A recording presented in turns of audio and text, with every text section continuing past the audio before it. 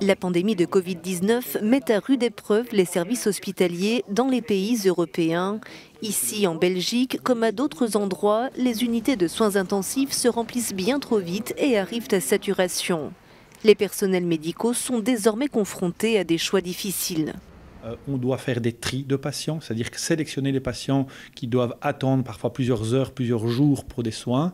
On doit, entre guillemets, s'adapter à un manque de ressources criant, infirmiers par exemple, par rapport à une charge de travail extrêmement démesurée, comme dans tout type, malheureusement, de médecine de catastrophe que nous connaissons des niveaux internationaux.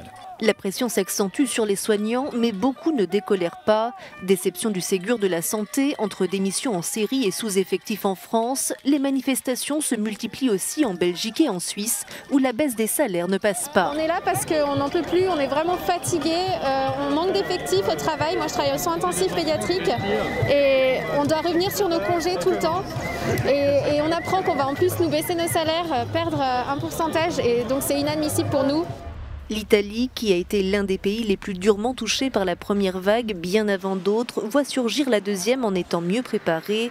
Les autorités sanitaires ont d'ores et déjà renforcé les capacités des services de soins intensifs et revu à la hausse leurs approvisionnements en équipements médicaux. En Croatie, ce stade a été transformé en hôpital de campagne alors que le nombre de contaminations se multiplie dans le pays. Les 27 tentent chacun à leur manière de faire face au rebond épidémique et certains renforcent les mesures restrictives dont les effets ne pourront pas être tangibles avant plusieurs semaines.